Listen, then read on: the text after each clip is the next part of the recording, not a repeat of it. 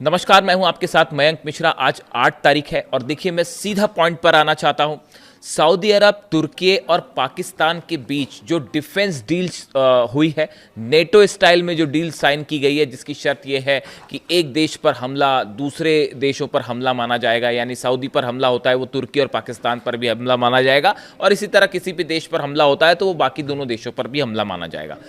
इस defence deal के sign होने के बाद, जिसका नाम मेक्का जॉइंट डिटरेंस एग्रीमेंट रखा गया है, जो एर्दोगन, मोहम्मद बिन सलमान और शहबाज शरीफ के बीच में हुआ, इस एग्रीमेंट के बाद मेरे पास कम से कम 1000 लोगों के ये कमेंट्स आ चुके हैं वीडियोस पे अलग अलग कि आप इसको किस तरह से देख रहे हैं। इस पूरे जो नया ये एक संगठन बन रहा है, ये जो डील हुई है, इसके पीछे का मकसद क्या है और इसकी इनसाइड स्टोरी क्या है। मैं इसीलिए इस पर ये वीडियो बना रहा हूं क्योंकि बहुत सारे लोग ये सवाल कर रहे हैं कि आप इसको कैसा देख रहे हैं। सबसे पहले मैं शुरुआत ये करना चाह रहा हूं कि इसको लेकर ईरान की तरफ से क्या प्रतिक्रिया आई है। ईरान ने सऊदी को क्या जवाब दिया है इस नेटो, जो मुस्लिम नेटो कहा जा रहा है, सो कॉल्ड। देखिए, पहली बात तो मेरी व्यक्तिगत राय अगर आप जानें, ईरान को किसी भी ऐसे संगठन में शामिल किए बिना वो संगठन कभी सक्सेसफुल नहीं हो सकता। इस बात को आप नोट करके रखिए। मिडिल ईस्ट का किंग अब ईरान है, मिडिल ईस्ट का बॉस अब ईरान है, इस बात को नोट करके रख लीजिएगा। आगे बढ़ते हैं, ईरान ने क्या जवाब दिया है। Iran has reacted sharply to the new Saudi Arabia Turkey Pakistan mutual defence pact, warning Riyadh that a paper agreement with Turkey and Pakistan will not guarantee its security. Iran ने सीधा सीधा चेतावनी दे दी है सऊदी अरेबिया को और यह कहा है कि अगर कोई पेपर डील आपने साइन कर ली पाकिस्तान या तुर्की के साथ मिलकर, तो यह इस बात की कोई गारंटी नहीं है कि आप सुरक्षित रहोगे। सीधी चेतावनी आई है ईरान की सऊदी अरेबिया के लिए कि पेपर साइन करने से कोई देश सुरक्षित नहीं हो जाता। The landmark deal states that an attack against one country will be regarded as an attack against all three. The warning comes amid escalating Iran-US tension and reports that the Tehran threatened to retaliate against Gulf countries' energy infrastructure if Iranian power plants were attacked. Iran ने एक बार फिर साफ कर दिया है कि अगर Iran के पावर प्लांट्स पर हमले होते हैं तो पूरे अरब देशों के पावर प्लांट तबाह कर दिए जाएंगे, एक भी पावर प्लांट नहीं बनेगा। यानी ईरान ने ये जो नया पैक्ट हुआ है सऊदी, तुर्की और पाकिस्तान के बीच में, इसको लेकर ईरान ने बड़ा एग्रेसिव कमेंट दिया है और ये कहा है कि ये असल में, देखिए, इसके पीछे बड़ी साजिश है। मैं आपको समझाता हूं, लेकिन पहले ईरान का पक्ष रखना जरूरी है कि ईरान इसमें क्या चाह रहा है।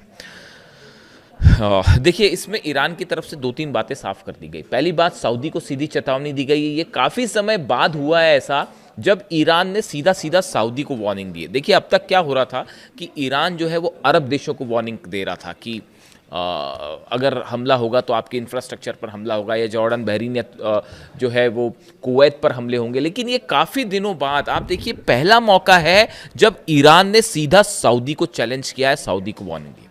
जिसके बाद ये भी सवाल उठने लगे हैं कि क्या अब आगे ये जंग का रूप धीरे से अमेरिका पीछे हो जाएगा और ये सऊदी वर्सेस ईरान तो नहीं होने जा रहा। खैर, अभी इसका कुछ कह नहीं सकते इसको लेकर, लेकिन फिलहाल जो है बात की, ये ईरान का पॉइंट ऑफ व्यू था। अब आप देखिए, कुछ चीज़ें बड़ी गौर करिए। डोनाल्ड ट्रंप ने हाल ही में एर्दोगन से मुलाकात की थी तुर्की में। दोनों के बीच में काफ़ी चर्चाएं होती हैं।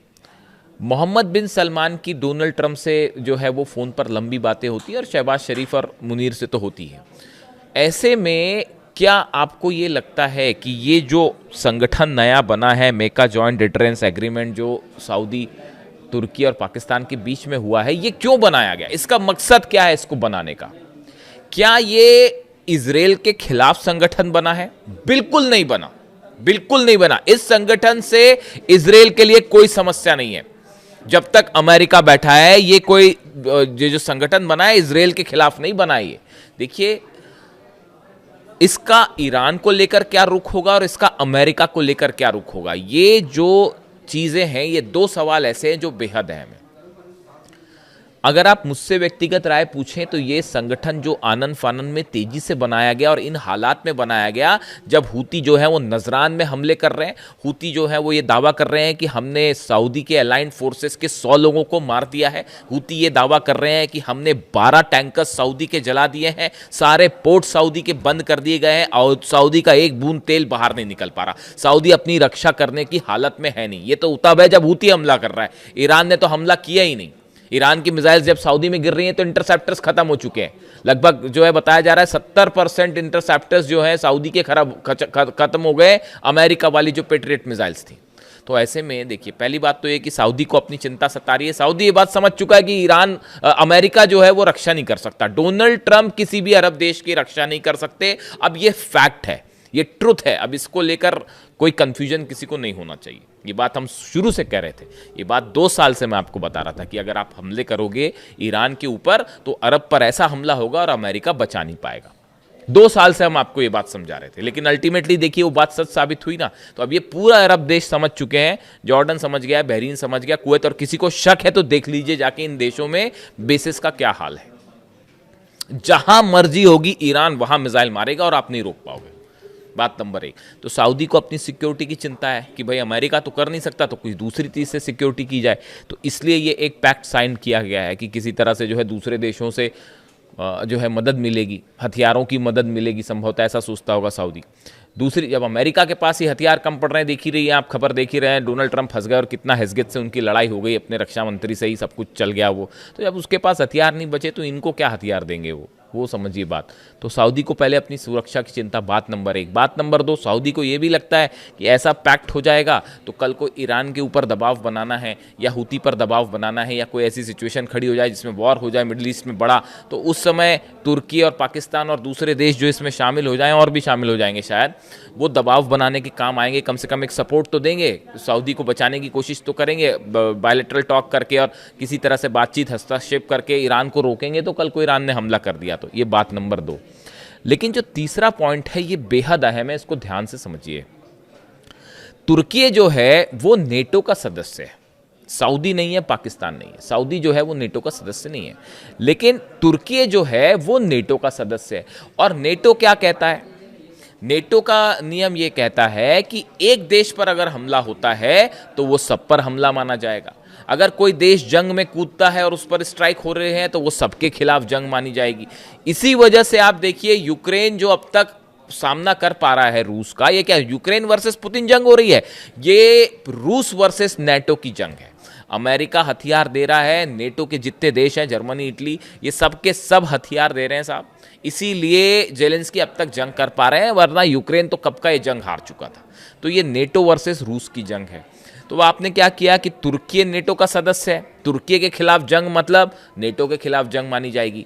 अब तुर्की का पैक्ट हो जाता है, सऊदी से करवा दिया जाता है, यानी सऊदी पर हमला माना जाएगा तुर्की पर हमला, और तुर्की पर हमला माना जाएगा नेटो पर हमला। यानी ये एक रास्ता बनाया गया है कि कल को सऊदी को बचाने के लिए नेटो आए तो वो अपनी फोर्सेस भेज सके, अपने एयरप्लेन भेज सके, अपने डिफेंस सिस्टम भेज सके, अपनी मिसाइलें भेज सके।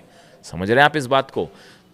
क्लियर है या कंफ्यूजन है कोई? देखिए, तुर्की पर हमला यानी नेटो पर हमला माना जाएगा, ठीक है। ये जो नेटो का नियम है खुद ये कह रहा है कि तुर्की किसी भी सदस्य पर हमला तो तुर्की पर हमला यानी नेटो पर हमला।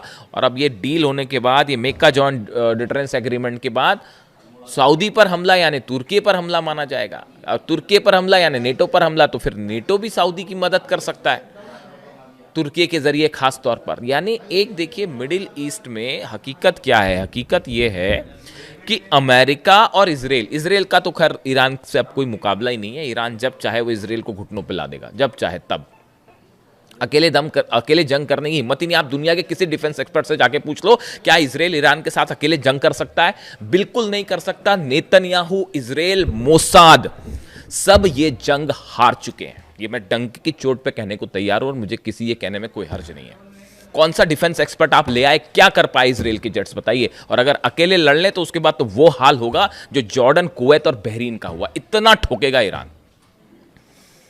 और अभी तो वो सब हथियारों का जिक्र ही नहीं हो रहा है जो चाइना, रशिया ने भेजे, और उनकी जो नई टेक्नोलॉजीज है उसके बारे में तो अभी बात ही नहीं है। बड़े सारे हथियार तो अभी यूज भी नहीं किए गए। खैर, तो अब जो है अमेरिका अकेले मुकाबला नहीं कर सकता ईरान का, ये बात साबित हो चुकी। शुरू में ये सोच के चल रहे थे कि बस 48 घंटे में निपटा देंगे हम ईरान को, आज 5 महीना हो गया, खत्म हो गया। आगे देखिए कैसी हार्मूज में कैसी हालात है, गिड़गिड़ा रहे हैं डील के लिए। लिटरली गिड़गिड़ाना शब्द होता है ना, देखिए मैं ज़्यादा चीखना चिल्लाना करता नहीं, तो मैं प्रेम से ही बात करता हूँ। तो ऐसा है कि वो जो गिड़गिड़ाना शब्द होता है ना, जो गिड़गिड़ाना, वो वाली हालत है अमेरिका की हॉर्मूज में। और ईरान ने कह दिया साहब देखो आपसे तो हम कोई बात ही नहीं कर रहे, हमको खोलना होगा हॉर्मूज तो खोलेंगे, नहीं खोलना होगा तो नहीं खोलेंगे। और पहली वाली सिचुएशन तो आप एक्सपेक्ट मत करो कि पहली वाली सिचुएशन में हॉर्मूज चला जाएगा, है ना। तो अब ये दुनिया, ये मिडिल ईस्ट की एक डेट थी 28 फरवरी, जिस दिन आपने अली खामेनी साहब को शहीद किया था, उसके बाद से अब मिडिल ईस्ट का इतिहास बदल गया and Iran is the boss. इस बात को गांठ बांध लीजिए आप। मिडिल ईस्ट में कोई भी मुस्लिम नेटो शब्द का इस्तेमाल हो रहा है इस शब्द के लिए, इस ऑर्गेनाइजेशन के लिए। मुस्लिम नेटो शब्द में, इस शब्द में ये शब्द तब सार्थक हो पाएगा जब ईरान की सेना इसमें शामिल होगी। मिडिल ईस्ट का कौन सा देश ईरान का मुकाबला कर सकता है, आप मेरे को बताओ। एक मेरे को मुस्लिम देश का नाम बता दो यहां पर जो ईरान का मुकाबला कर सकता है, बताओ। आप बताओ मेरे को, कमेंट करके बताओ, मैं कमेंट देता हूं आपको, कमेंट करके बताइए कौन सी देश, कल को सऊदी और ईरान की जंग हुई, 48 घंटे में क्या हाल होगा सऊदी का अंदाज लगा लीजिए आप, बताइए। कोई अरब देश मुकाबला कर सकता है? अरे अमेरिका मुकाबला नहीं कर सका, मिल के वो उसने 12 देशों पे जो है ठोक रखा ईरान ने। तो पूरा अरब और अमेरिका मिलके, इजराइल मिलके 5 महीने में क्या कर पाए आप ईरान का? तो सऊदी अकेला क्या कर लेगा साहब? इसीलिए ये पैक्ट हो रहा है। और ये एक बहुत ही बड़ा प्लॉट है। ये कुछ लोगों का कहना है कि इससे इजराइल घबराएगा। अरे डोनाल्ड ट्रंप हमला करने देगा इनको, जो एर्दोगान से हाथ मिलाते फिर रहे हैं, सलमान से लगातार बात कर रहे हैं, पाकिस्तान से लगातार बात, वो इजराइल पर हमला करने देंगे इस संगठन को? बिल्कुल नहीं। हमेशा देखिए इजराइल की आलोचना की है, जो मुस्लिम कंट्रीज़ का जो ऑर्गेनाइजेशन है उनकी तरफ से और ये मुस्लिम देशों की तरफ से हमेशा सिर्फ इजराइल की आलोचना हुई है। फिलिस्तीन में इतने हज़ारों लोग मारे गए, हज़ारों बच्चे मारे गए, उनकी सिर्फ आलोचना हुई है। वेस्ट बैंक पर लगातार ऑपरेशन जारी है इजराइल का, लेबनान पर लगातार हमले जारी हैं, सीरिया पर ऑपरेशन जारी है, गजा में क्या हो रहा है आप देख ही रहे हो। हीनियस क्राइम है, वॉर क्राइम्स हो रहे हैं गजा में। मुस्लिम देशों की तरफ से सिर्फ आलोचना हो रही है। हिम्मत करने वाला सिर्फ एक देश रहा जो मिसाइल मार रहा है, वो ईरान मार रहा है। भूलना मत इस बात को। अली खामेनी साहब ने हमेशा कहा जब जरूरत पड़ेगी हम युद्ध के लिए भी तैयार हो जाएंगे। लेबनान के लिए भी वो जंग के लिए तैयार हो गए, गजा के लिए भी जंग के लिए तैयार हो गए। इसीलिए खामेनी साहब थे। अब ये जब मैं मीटिंग्स देखता हूँ ना ऐसी, मतलब टू बी वेरी फ्रैंक भाई, देखो मेरे को जो लगता है मैं अपनी राय बता रहा हूँ, आपको ठीक लगता हो तो स्वीकार करिए, वरना आपकी आलोचना का भी स्वागत है। चूंकि ये पब्लिक प्लेटफॉर्म है इसलिए मैं आपकी आलोचना का भी स्वागत करता हूँ। देखिए मैं बिल्कुल ऐसा नहीं चाहूँगा कि कोई मेरी आलोचना करे तो मैं उसको स्वीकार नहीं करूँ, बल्कि हमको दूसरों के विचारों को हमेशा स्वीकार करना चाहिए। अच्छे शब्दों में, साफ सुथरे शब्दों में अगर कोई आलोचना कर रहा है तो उसका बिल्कुल स्वागत है साहब। ये डेमोक्रेसी यही है, ओपन जो विचारधारा है वो यही कहती है कि आप मेरी आलोचना करेंगे मैं बिल्कुल स्वीकार करूँगा।